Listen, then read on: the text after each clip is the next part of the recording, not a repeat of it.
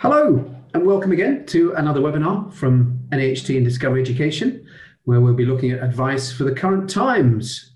And again, we have the brilliant Guy Dudley, Head of Advice at the NAHT and lead author and series editor of the Advice Hub, which is within the Pathway program from NAHT in Discovery Education. It's great to have your company again. I'm sure you're having an extremely busy week. So we're going to try and keep it nice and brisk, and we're going to move on at quite a pace. We've got an awful lot of topics to get through in the next hour with the brilliant Guy Dudley, and I hope very much that you'll find it enjoyable and insightful. We're going to be mentioning Pathway, as we always do, briefly during the throughout, in and out of the session, and I will actually include another sort of 4 or 5 minute demo. I'll give you a walk through the program, the platform at the very end of this session. If you have the time to stick around and stay with me, it'd be lovely to have your company in the last few minutes as well, just to share with you some of the fantastic content that we've got on the Pathway program. And as you'll know, because we've mentioned it enough times, Pathway is very much about the whole teacher. It's about professional development and personal development too, by which I mean your well-being, your motivation, your ambition, your skills audits, and so forth. But more on that at the end. Let's get straight into the action. I'm delighted to welcome Guy. I hope you're there, Guy. It's great to see you again, as always. Hi, Andrew. Thank you on you for the very latest advice and your lovely company as well, and your friendship. So I'm really pleased that you're able to join us again. And we've got an action-packed agenda, haven't we, today? We've got an awful lot of topics to be going through. We're going to divide it into, it's a game of two halves. The first half, we're going to look at some of the current impacts that the challenging impacts that a lot of our colleagues on this call are dealing with right now in terms of vulnerable children and children of key workers, remote learning, Section 44, the Employment Rights Act, safety issues, staffing issues, Ofsted, and other performance data. And this is all specifically within the context of COVID right now. And then you're going to take us into the second half into opportunities. And I think, do you want to explain what you mean by COVID-19 opportunities there? Yeah, I mean, thanks, Andrew, and hi, everybody. Welcome. I think there's an awful lot being spoken about COVID-19 and has been since last March, hasn't there, really? And we're almost approaching the first anniversary. But while people sort of settle in to a pretty sort of turbulent situation they've got at their schools, I thought it would be a good opportunity during this webinar to talk about some things that may have changed, that people aren't aware about, may have changed, and schools need to be taking some action and be seen to be taking some action, and some other things that aren't necessarily COVID related, but do present schools with opportunities to press ahead and get their existing house in order. It is, one would hope, an opportunity to look at some of those jobs that perhaps one wouldn't otherwise get the chance to. But obviously, we completely appreciate in the challenge at the moment, one doesn't always find extra time. But if one does, these would be some very useful ways to spend your time. We'll come on to that in the second half. So let's kick off straight away. Now, do you want to explain? Because we're actually going to do things in a slightly different style. And I'm quite excited, actually, about the format that you've come up with. Do you want to explain what we're doing? Yeah, absolutely. Well, about a year ago, I gave a presentation at a London town hall in front of about 40, 50 school leaders. And we wanted to make the session as engaging as possible and perhaps inject a little fun into it as well. So we did it as a pub quiz. And it went down enormously well, engaged people. But the serious, where we ask people a series of questions, they present their answers, and then we give them the definitive answer, and I sort of talk about it for about 2 minutes, no more than that. And we felt that was actually quite a good way to transfer into this particular session today. So in a sense, we're sort of turning it very much on its head, and instead of you being able to ask us questions, which of course you're still free to do. Of course. We would ask you some questions and then share the responses with you, with a view to then sort of explaining a little bit more about each of those topic areas, and then we'll do some of those questions about COVID and some of them about the opportunities that COVID may present you if you're in school.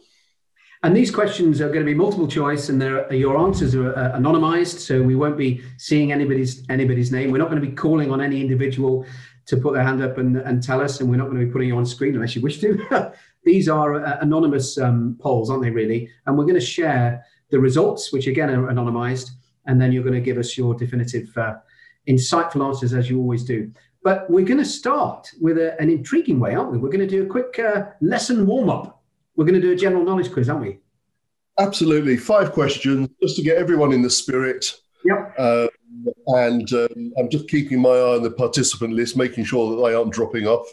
We haven't yet.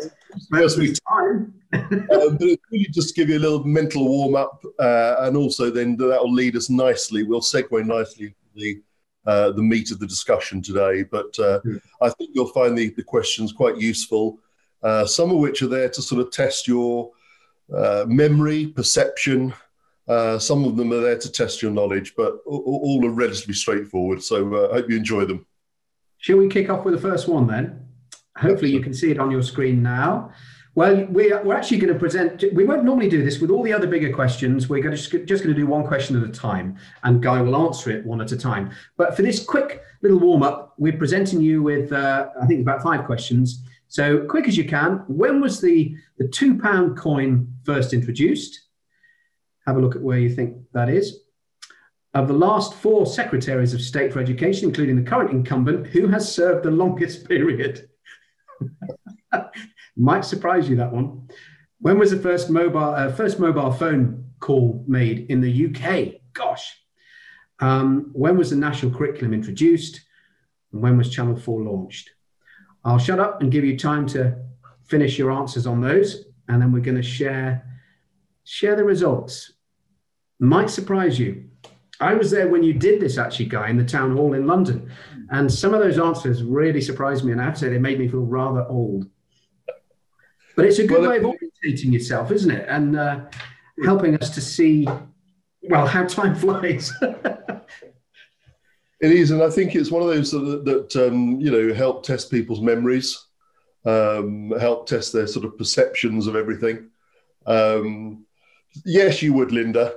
Yes, I saw that from Linda. Me too, Linda, to be honest. Me too. So I think we're just giving them another minute or a few seconds. And yeah, a mixed bag of responses as we'd imagine.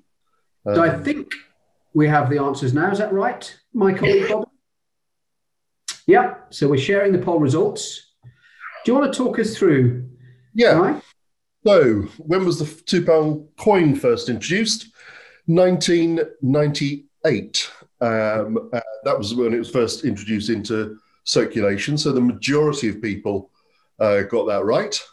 Of the 4 last secretaries of state, including the current one, who served the longest, again, just under 2 years, Nicky Morgan has been the longest serving of the last 4 secretaries of state.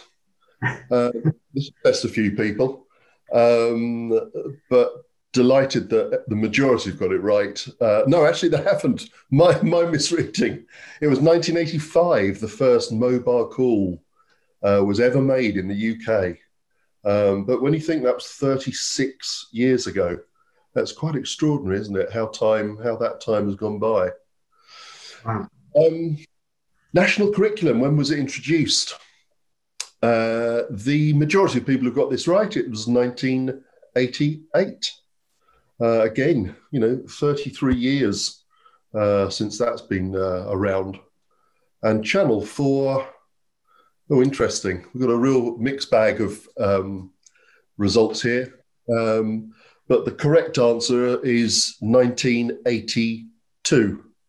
So if you voted those 1982, no prizes other than to carry on and listen to the webinar.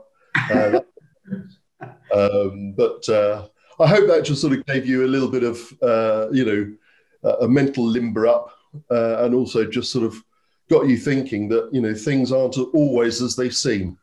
No, and I think it's a lovely way of reminding us all that there was life before COVID, and God willing, for us all, there will be tremendous life after COVID too. And it kind of reminds us all. So I think it's a lovely way of, 1998 for the £2 coin. I'm still baffled by that. I cannot believe it's nearly, 23 years that we have the £2 coin. It's extraordinary, isn't it?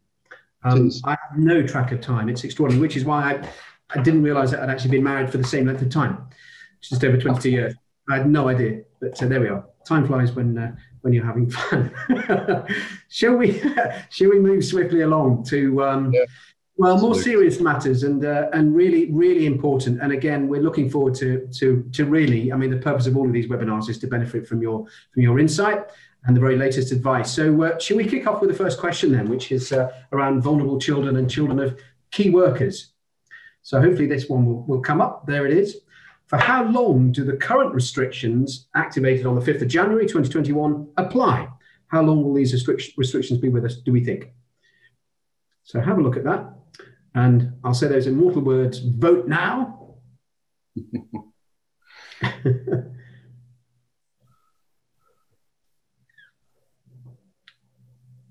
Okay, there we are. Guy. Yeah, thank you. Interestingly, depending which country you're in, England, Wales, Scotland, Northern Ireland, the dates will differ. The correct answer is until the February half term. The two things that have changed this time, of course, are that key workers have been changed to critical workers, and parents whose work is critical to the European Union transition response are also included in the critical worker category. So we know that this is never going to be an easy thing for school leaders and schools to do, which is to try and marry those or match those children in need with the available spaces and capacity that school leaders have at school. And I was just going to mention, it really is a matter of supply and demand. So I'm sure you've all done risk assessments to ensure your school can provide a safe environment. You assess the critical workers status and whether the children of parents need to attend. And then you prioritize, using vulnerable children first, children where both parents are critical workers, or children with a single parent is a critical worker. And then finally, children where only one of the two parents is a critical worker. And I would just like to add this point, Andrew, before we sort of sign off on this one. Yeah. What the government often sort of have failed to do is to remind people very usefully that actually, wherever possible, whichever category your child happens to be in, if it is at all possible, the children should stay at home. And that even includes children on an education, health and care plan. So I think your golden rule is, yes, you're going to prioritise vulnerable children. Yes, you're going to prioritise children with both parents as critical workers, and then where only one of two people, or parents or carers, are critical workers. But the golden rule is that wherever possible, including those with SEN or a plan, should actually remain at home.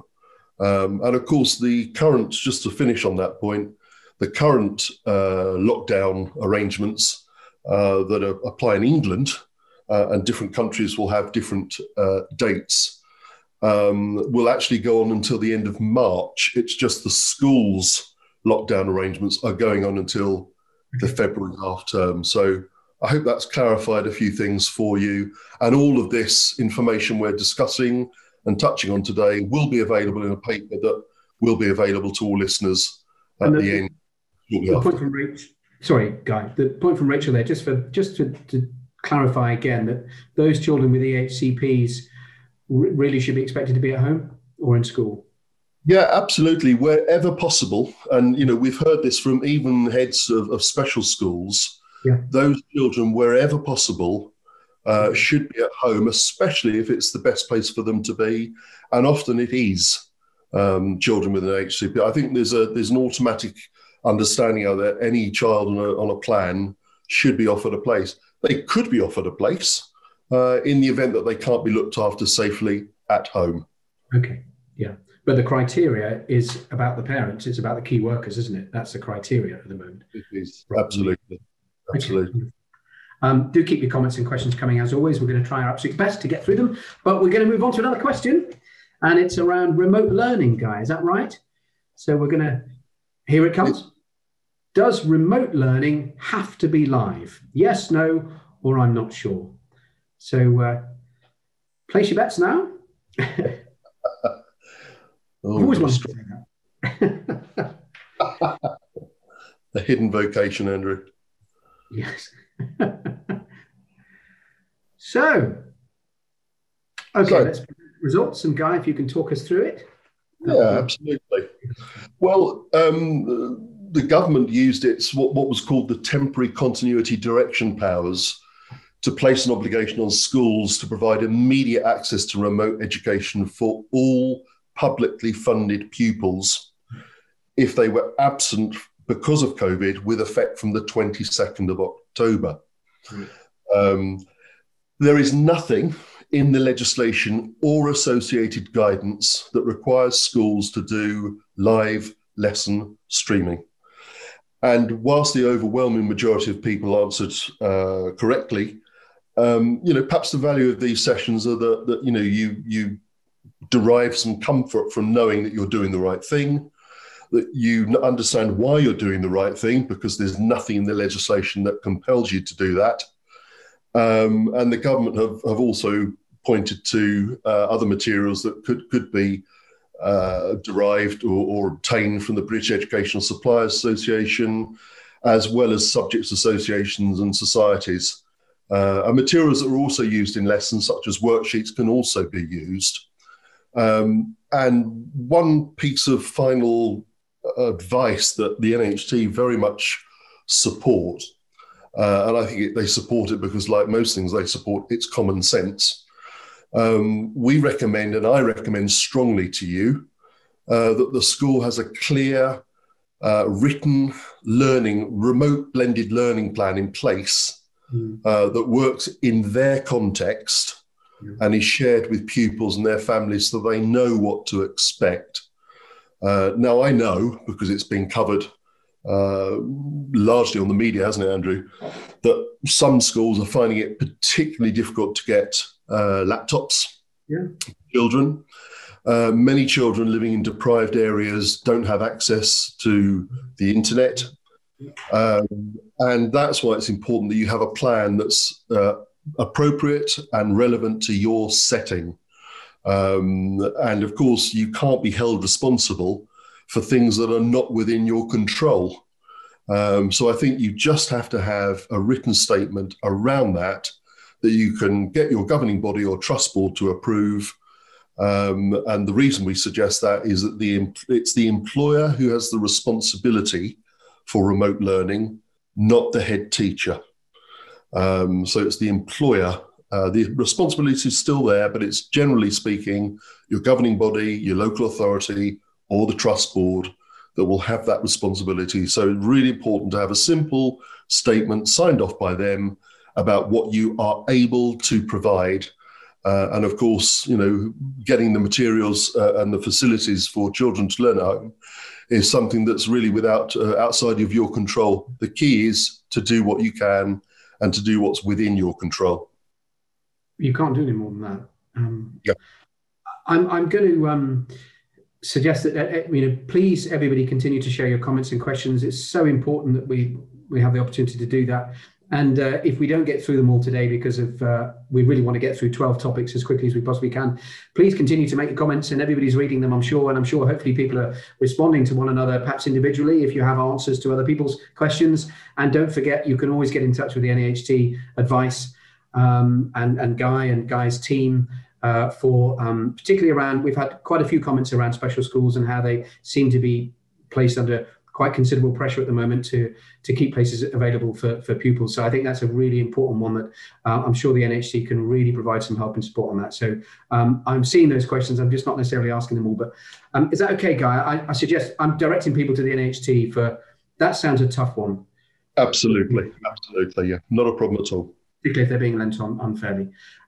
Let's move on, but thank you so much for your comments as well. And I'm sorry to hear, Alison, that laptops are just not available for you for an infant school. It just seems jolly unfair, doesn't it? Quite. I hope they come eventually. Section 44, Employment Rights Act, we're going to move on to, Guy, I think, aren't we? And we're going to have a question now around that. And this will be interesting, really, just to simply see the results. Have you had a Section 44 notification from staff members? And have a think about that. And then I'm sure Guy will share some wisdom on Section 44 notification. Controversy in the school sector. And that's why you've included this. Yeah, absolutely. And I think, it's important that people understand what Section 44 is, because it's used as a sort of bit of a stick to beat schools with. So it would appear that a generous third of schools have had Section 44 letters, and a modest 2/3 haven't. So a real mix there. But let me just take a moment to share my understanding of Section 44, which is the understanding of Section 44. It's part of the Employment Rights Act. A lot of people think it's part of the Health and Safety at Work Act, but it's not. Part of the Employment Rights Act. It's a key piece of legislation covering the rights of every employee. And effectively what it does, it offers protection to the employee if they refuse to work when they have a reasonable belief there is serious or imminent danger to their health and safety or that of others around them. And as I said, this will all be captured in the paper, in the paper that will be made available to listeners afterwards. And I stress the can here, so it can offer employee protection. Interestingly, like all acts of parliament, the judgment is legal. So the law judges the appropriateness of any walkout or proposed walkout using Section 44 against the knowledge, facilities and advice that were available at the time. Now, I think a lot of school workers and leaders and teachers listening in will sort of say, yeah, we were provided with Section 44 letters and people just walked off the premises. And that happened in many circumstances. But people can only really invoke Section 44 if they have that reasonable belief that they are going to be in serious or imminent danger. And I know that a lot of trade unions who encourage their members to absent themselves from work using Section 44 have now advised them against doing so and are now working with school leaders to refresh their memories of the risk assessment. Risk assessments aren't there to remove danger. They're there to reduce it to acceptable levels. Or to reduce it if they can. So it's very clear Section 44 is there, but it's unlikely it would ever be successful used in a modern school setting, other than a stick to beat the school leaders with temporarily, or the threat of it. But it's unlikely to ever be successful action taken on behalf of staff, unless, of course, the school has serious health and safety dangers, which a risk assessment would seek to remove. But that's for us. Thank you, Guy. We heard from Rebecca here. Rebecca says we had about 90% staff Section 44. And wow. Sarah's backdated Section 44 to the spring term. Gosh. Yeah, it's one of those things. I think if you have a Section 44 letter, given that it's taken under the Employment Rights Act, probably best to refer it to your HR or legal department, right, because the judgment of whether will be any success will be a legal judgment. But as I said, look at that definition in the paperwork. And of course, the member of staff has to have knowledge, facilities and advice. That's the legal judgment. So they can't walk out without having the knowledge of why they're doing so, the facilities of why they're doing so, and on the advice of why they're doing so. So it's generally unlawful action, unless it can be proved that the school is presenting situations which amount to serious or imminent danger, which is highly unlikely. Lindsay asks, sorry to interrupt you, Guy, I'm very keen to get as many of these as I know you are. Lindsay says, so can we insist that staff return if the risk assessment is reviewed and in place? Yes, absolutely. I mean, you know, I think whenever a school leader or someone in charge of staff receives these letters, there's automatically, a fear that there is some sense in them, that there is some substance behind them. But I can only say to Lindsay that, you know, the law is the law, and what you have to do is look at the definition of a serious and imminent danger, and you have to look whether or not the school has provided the advice and the knowledge through the risk assessment to those staff to enable them to be persuaded that they do not face serious or imminent danger. Because the danger is that they will be unlawfully absent from work. So having that dialogue with them is important, because it not only protects you if you're a school leader, it actually protects the teachers being, or the school staff absenting themselves under Section 44 from being unlawfully absent. Yep. We've had stacks of questions. Elaine, Carolyn, thanks for posing the questions in the Q&A. I've seen them. I think we're going to sweep up with a few questions at the end. And so I will come to those, hopefully, and I'll try and get to as many questions as I can. I hope it's okay with everybody if we rattle on, if that's okay. We press on. We've got a lot of topics to get through, but I will try and post some questions where they're particularly pertinent to what you're saying. That's okay. Where they're not, but equally important, we'll try and store some time up at the end. Is that okay, Guy? Because there's a few really important ones coming up, I can see.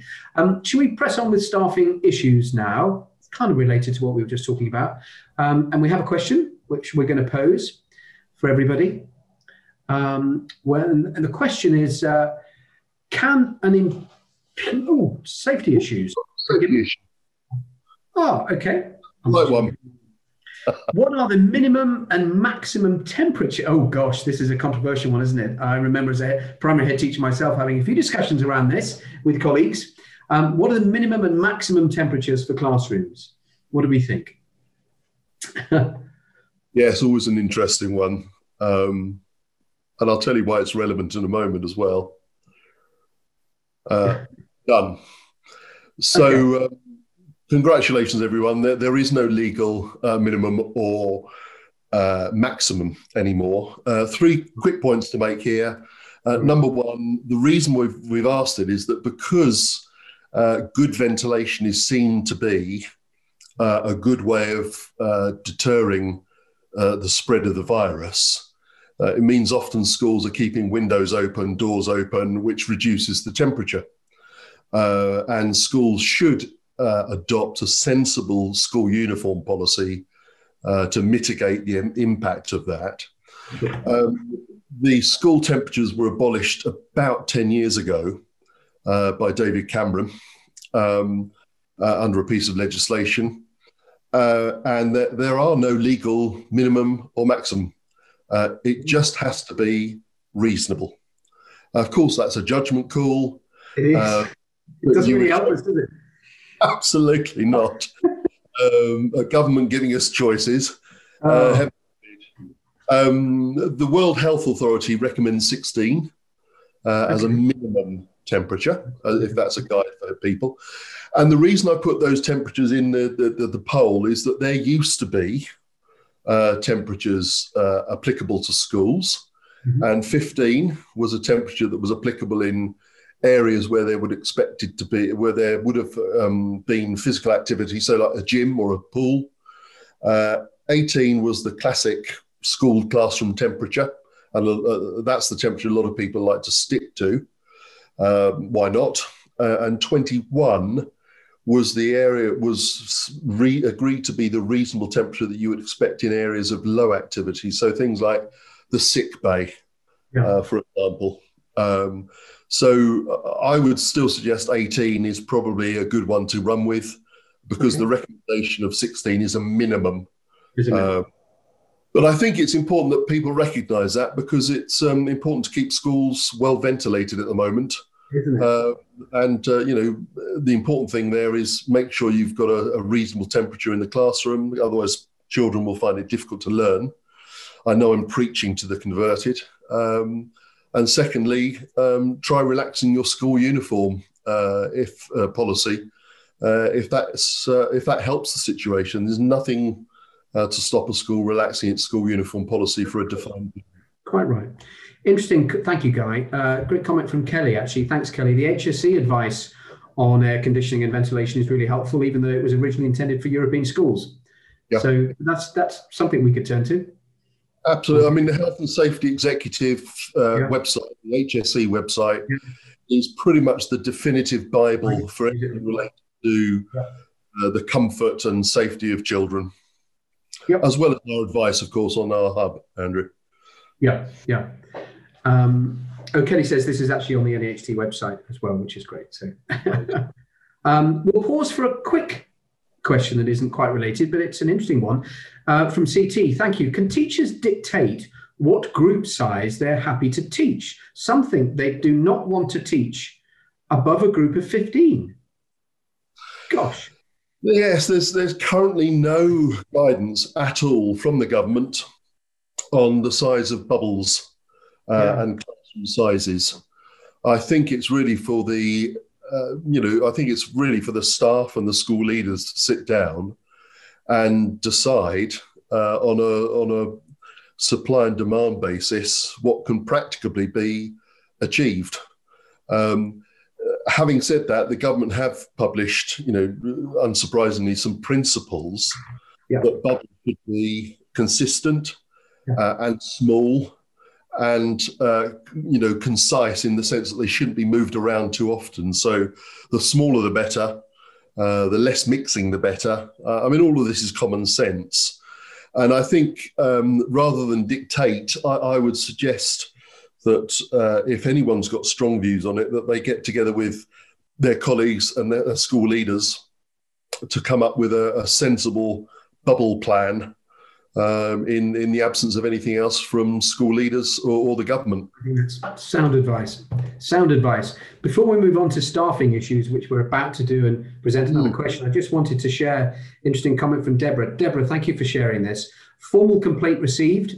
This is around room temperature. Each class now has a room comfort monitor for younger children and thermometers for older ones. Turn it into a teaching opportunity. Brilliant. Brilliant. This is what teachers do, isn't it? We saw it as a learning opportunity there. Tremendous.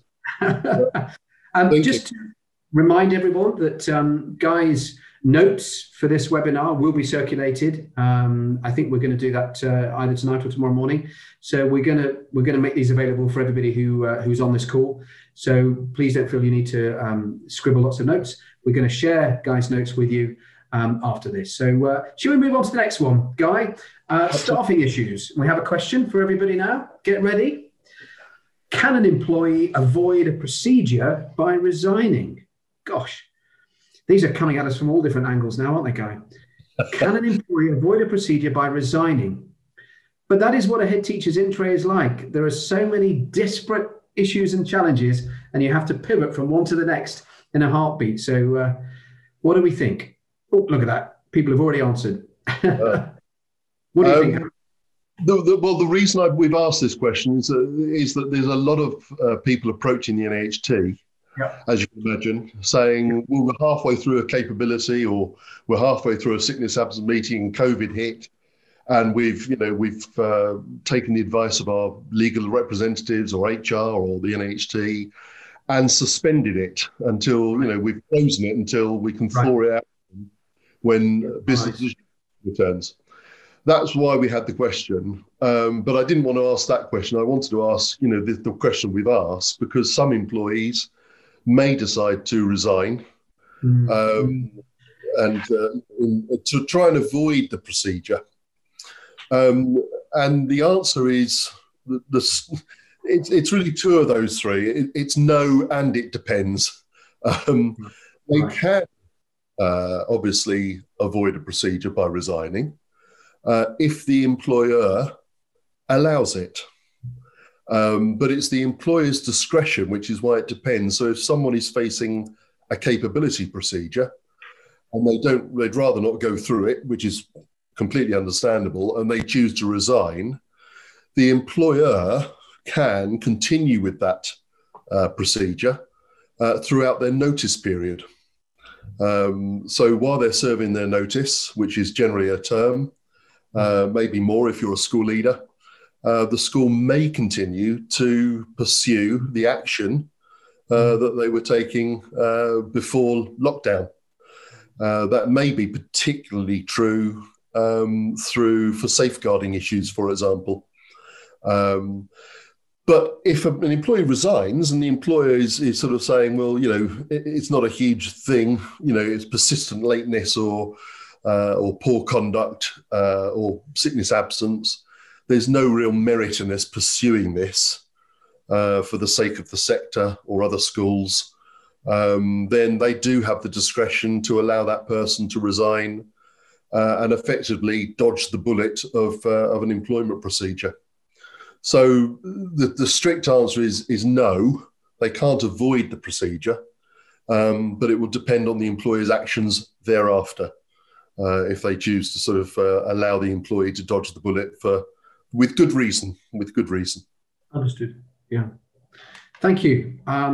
Great. Thank you very much. That's a really important one. Well, they all are, aren't they? Ofsted and other performance data now.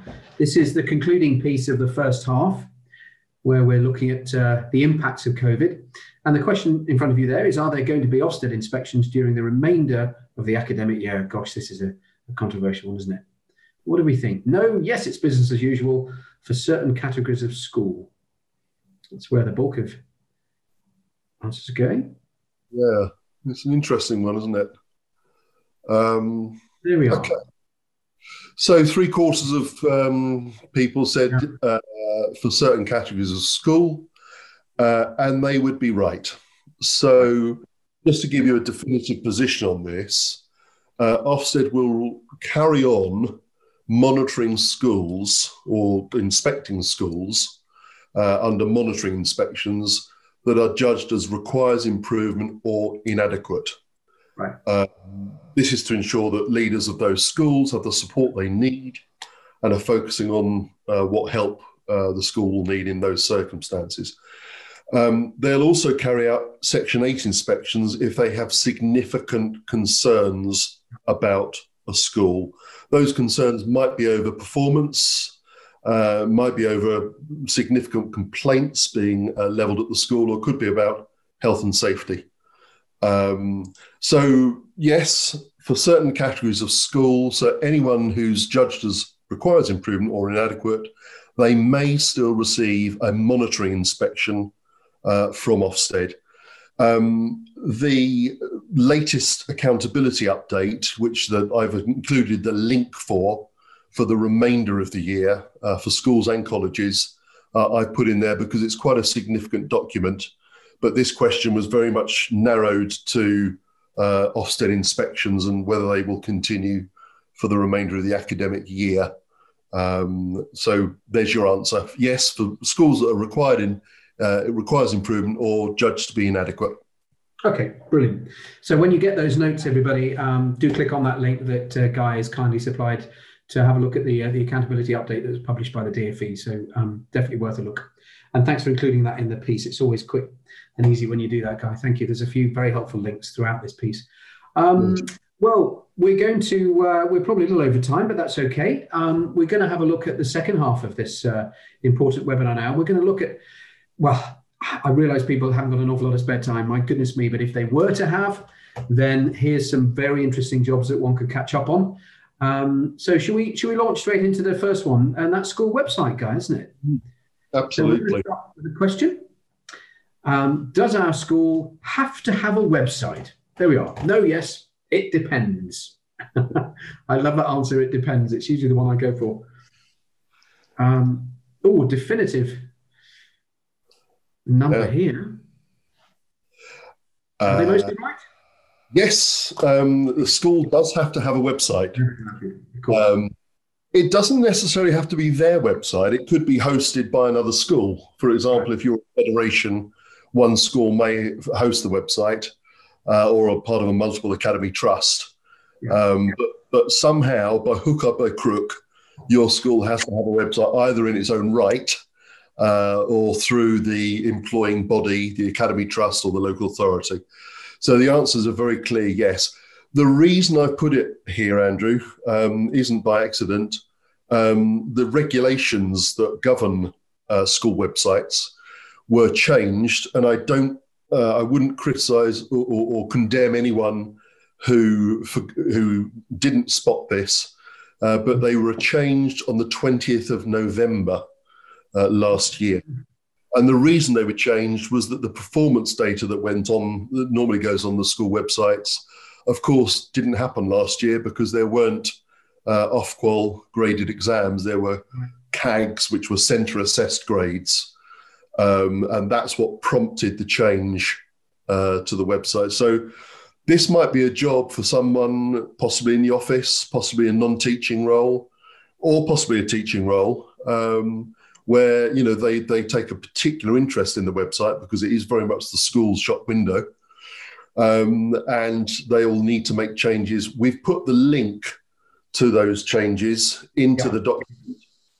So we haven't done that for every piece, but where there are where we felt it was appropriate to do so, we've put that link to the guidance. So that's why it's there, and that's why it's important to do, because school websites should be as up to date as quickly as possible. And it's now already the 19th, so they've been out for 3 months now. It's probably should be towards the priority list of a school leader or someone whose role it is to keep the website up to date. Okay. I should explain that for all of these different topics, Guy has written some amazing advice pieces, some PDFs which are uploaded onto the Pathway site all the time. Some really useful. I mean, I think genuinely that's the place that I tend to turn straight away, actually, for advice, is the advice part of the Pathway program. So, and I know there's some really interesting school website guidance on there, and we've decided to share that one with everybody, actually. But many, many more where those came from. Before we move on to GDPR, I hope you don't mind, Guy, I'm just going to fire a quick question at you from Rebecca, because it does relate to the Ofsted conversation we just had, and I just missed it. So I hope you don't mind. Do you know when Ofsted will release its guidance on what inspections of remote learning will look like? There's a big question, isn't it? The truthful and honest answer is no, but the NAHT have been pressing the government, the DfE, for this, and it is expected shortly, because obviously moving from classroom-based learning to remote learning is a profound shift in emphasis and in methodology, and it was likely to have profound impacts on schools and children's progress, etc. So it's a great question, Rebecca. Watch this space, and if you're a member of Pathway, we'll obviously keep you informed, and if you're a member of the NHT, we'll keep you informed, one way or the other. And if you're a member of neither, then I suggest you become a member of one, or preferably both. Yeah, but ultimately, the truth and honest answer is no. It is coming. We are. My colleague James is chasing the DfE regularly, and as soon as it's available, we will let you have it in one way, shape, or form. And before we close off the school website thing, I know we're going back again. Just very quickly, one from Louise, actually. Thank you, Louise. Is it the case that schools in Wales must have a school website too, or is it just England? No, Wales as well, because there will be schools with MATs. Now, I know you don't have academies in Wales, but there'll be federations that may cross borders. But yes, the school information regulations, if you want to look them up, apply to both England and to Wales. Okay. And the DfE, thank you, Karen, has said that the DfE remote learning guidance says that by the 21st of January, we should have a policy on the website. Well, I said it was imminent. It's 2 days away. Okay. But I mean, that might be the beginning of then what Ofsted choose to inspect. Yeah. Okay. Gosh. So let's have a couple of minutes on GDPR. We all love a couple of minutes on GDPR, don't we? So subject access requests. Do we have to provide them? Yes, no, or maybe? What do we think?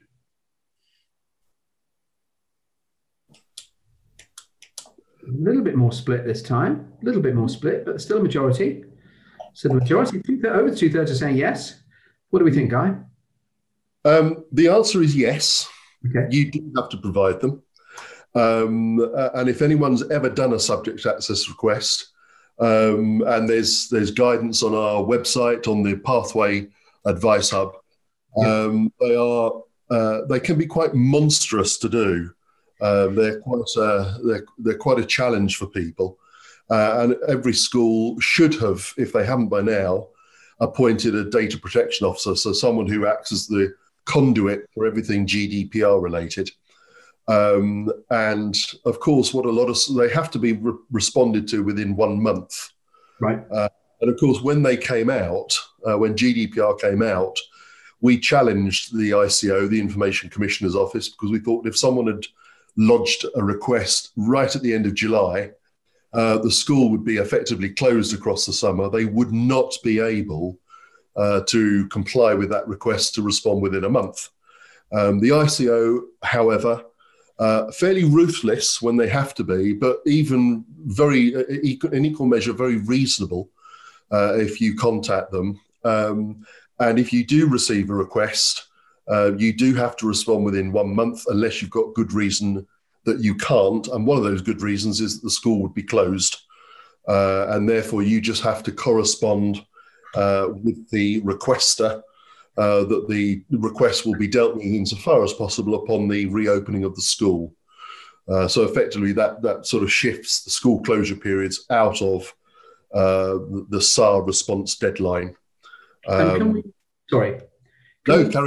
Can we charge? Kevin was asking, can we charge for SARS? You used to be able to under data protection. You can't any longer. Right. What you can do, though, because it's a good question, Kevin, what you can do, if you feel that the SAR is unreasonable, because it goes back far too long, or just the very volume of data required is unreasonable to be responded to, you can go back to the requester with the aim of refining their request so that actually it sort of limits or reduces the amount of time you spend on it. But if that's the case, then you could go back to your legal team as it's under a piece of legislation just to help you phrase that letter. But the thing is, you can't charge, but what you can do is go back and effectively minimize the scope of the request. Okay. And the difference between a SAR and a freedom of information request? A SAR is a subject access request, so it's effectively about the person. Yeah. So I work for the NAHT. So if I requested a SAR from the NAHT, I would then be entitled to every piece of information, however it was held, soft or hard copy, in which I could be identified. Right. A freedom of information request can only be made, and a SAR can be made across all different types of sector, public sector, private, voluntary, and so on, not for profit. A freedom of information request can only be made to a publicly funded organisation, and it's made on the organisation's information rather than an individual. So it could be, for example, how many times has the NAHT called out its members on industrial action? That would be a freedom of information request. So one's organisational, one's individual. The individual one could be across any sector. The freedom of information request can only be made against publicly funded organisations. The high-profile one recently was, of course, the BBC and all their salary information. Yeah. That hit headlines about 6 months ago and was in the headlines for about 3 months. And that's a freedom of information request, yeah. It was, and it was a very powerful story and led to lots of profound changes. So, they're not to be underestimated. But hopefully that answers the question. Thank you, Guy. Let's crack on. Time's against us. We have asbestos in schools you wanted to say a little bit about, and we're going to begin with a quick question. When was asbestos abolished as a building material used in schools? 79, 92 or 2000? What do we think?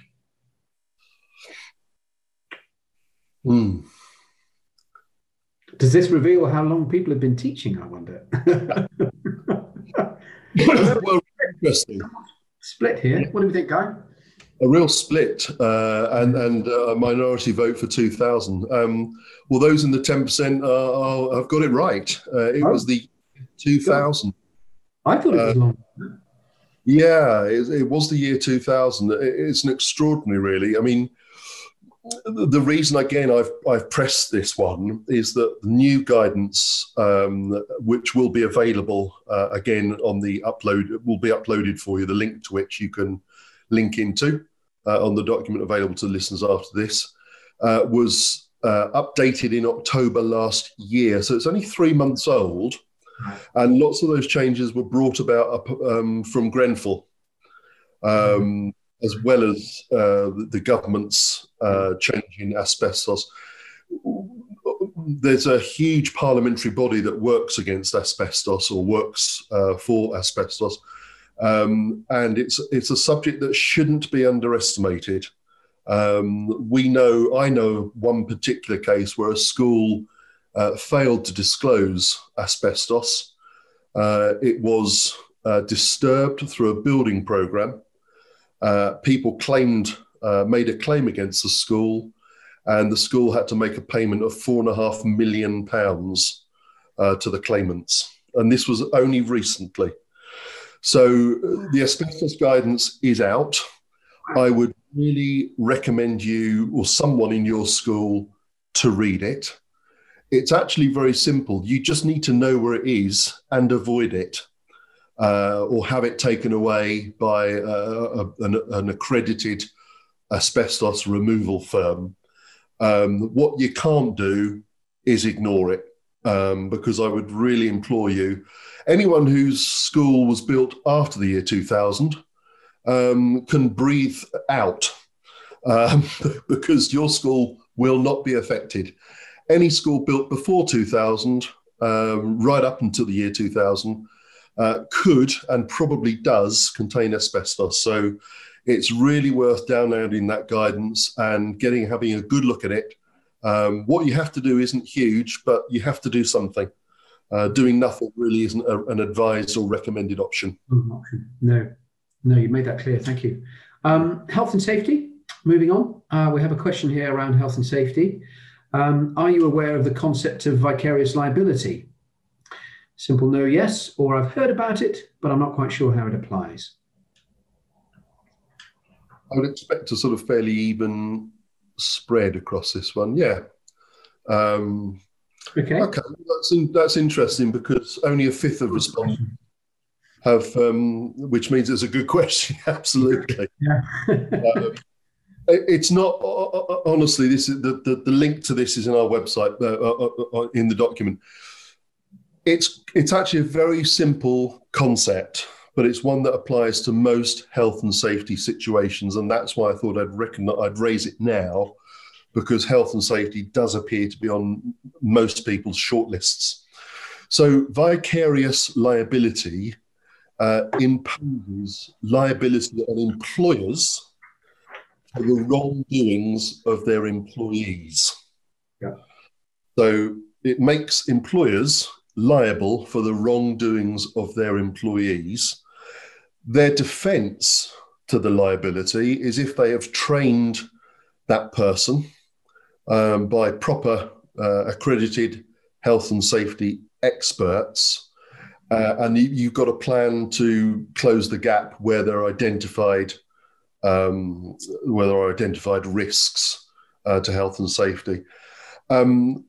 So an employer's defence is that it has provided staff with adequate induction, training, and ongoing support in health and safety matters.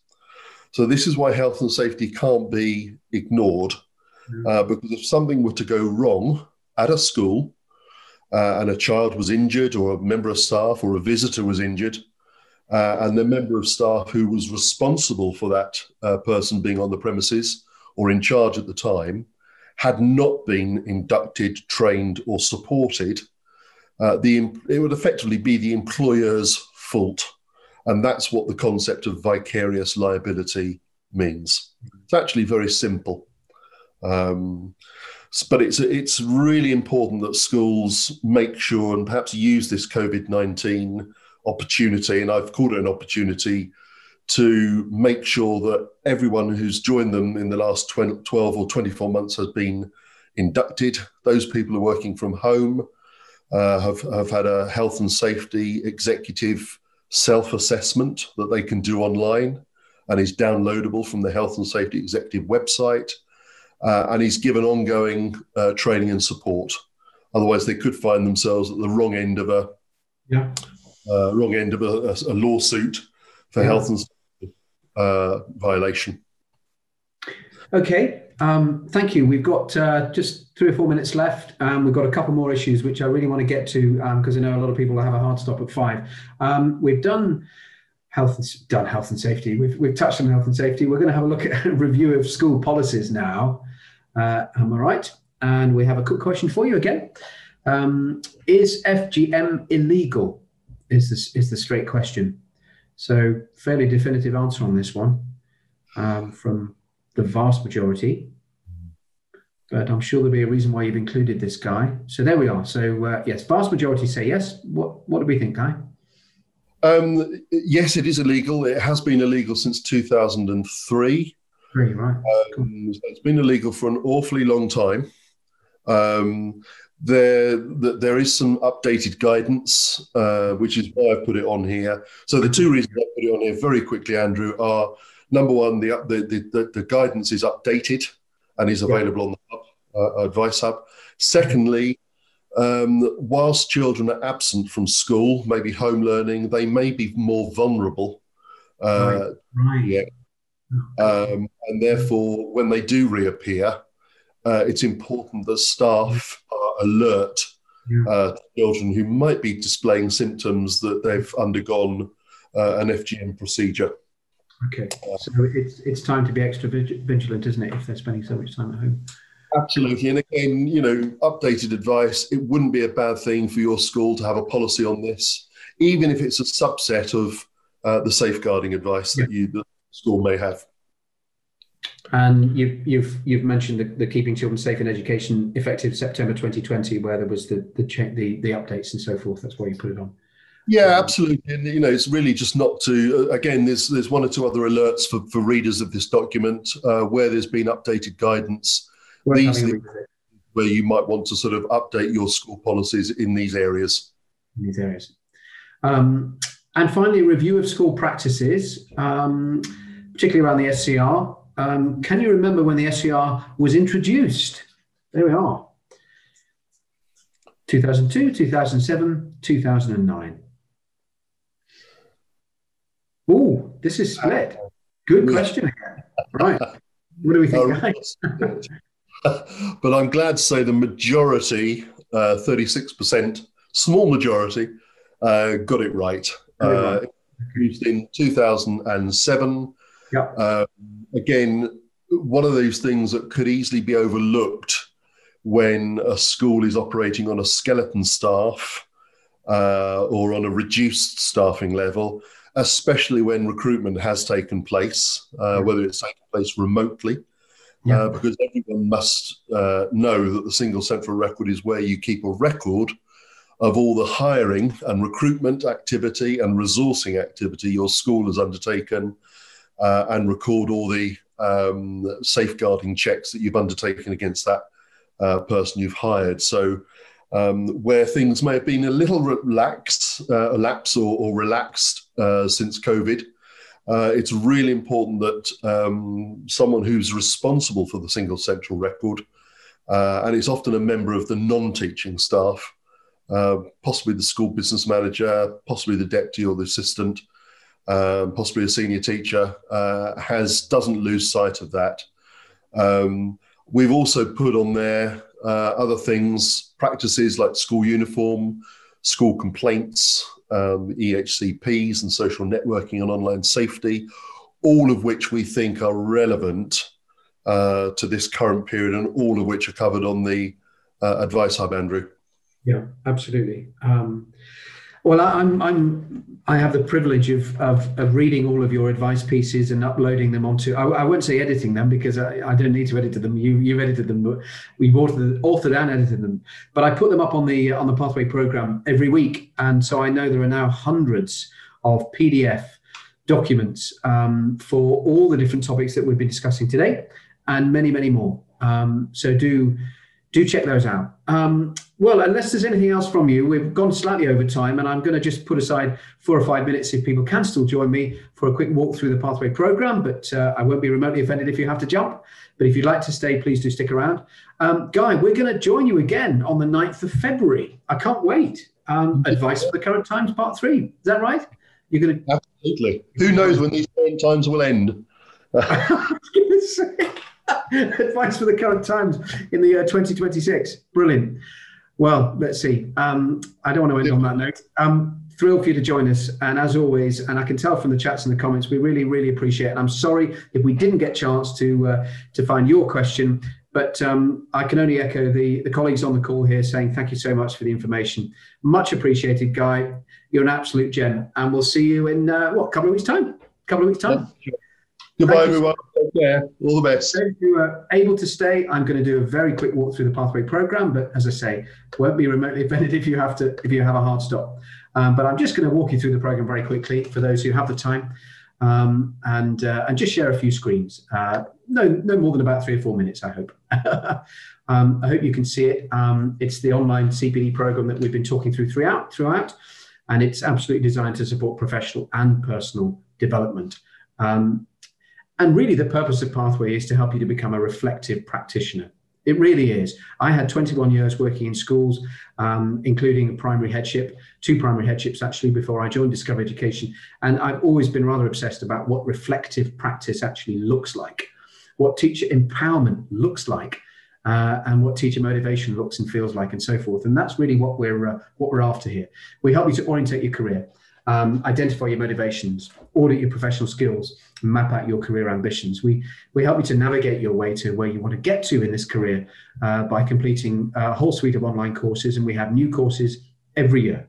Every year we're adding new courses. We currently have about 21 online courses which comprise films and reading materials and questions. They take perhaps 2 or 3 evenings, something like that, several hours to complete. You can keep coming back to them, and they're on a whole range of different topics and competencies.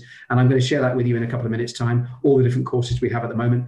And then, of course, we have the reflection, which is where you manage your well-being with a brilliant program from Professor Tim O'Brien and Dr. Dennis Guiney, and that all-important advice hub, where Guy shares hundreds of different PDF documents, and he's constantly uploading those new ones and updating them so that you can stay abreast of the latest statutory guidance and so forth. When you combine those 3 elements together, we think it's a virtuous cycle of constant empowerment from qualification through to retirement.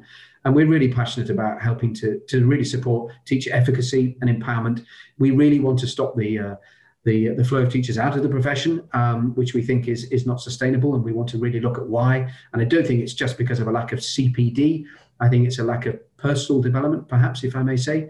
Though none of us leaders would intend for that to happen, but it sometimes does.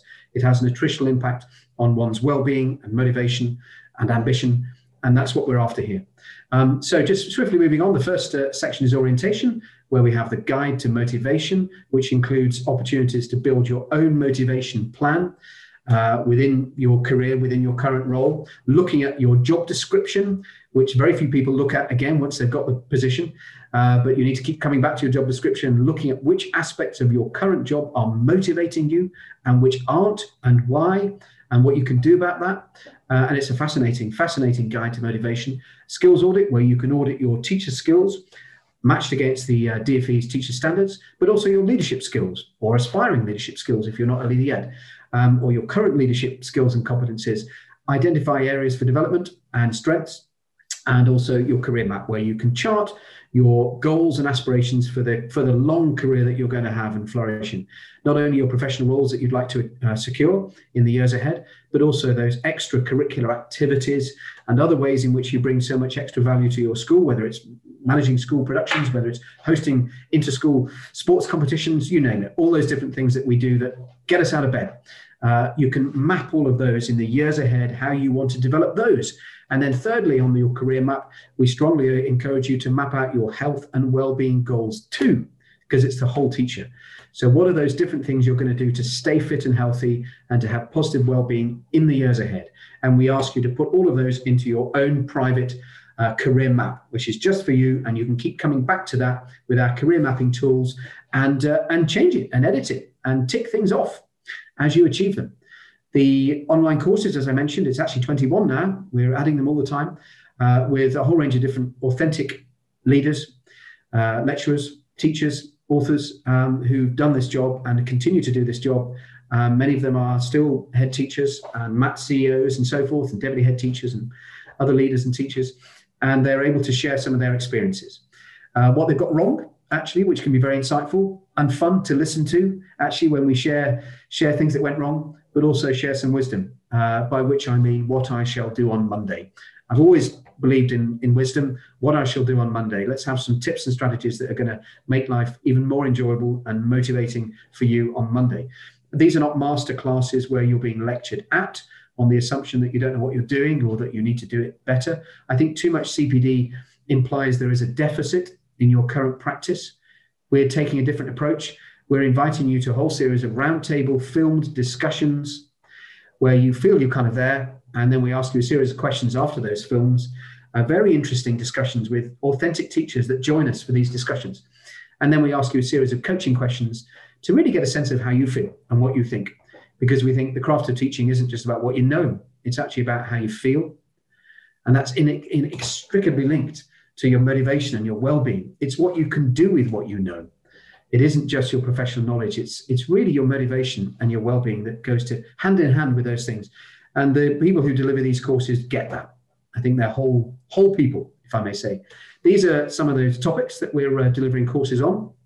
And remember, for every one of these courses, we take that holistic approach, which is about how you feel, about whether you're going to stay motivated within those things, whether you're able to manage your well-being and your resilience within the context of each of these skills. So it's a holistic approach throughout, with some tremendous speakers and leaders. You'll recognize many of those names there. Many of them are successful authors in their own right, so we're very lucky to have them, and we're always constantly adding more. Every course is built around those brilliant films that we've put a great deal of investment. It is Discovery, after all, Discovery Education, so we've invested heavily in these tremendous, very engaging films to watch.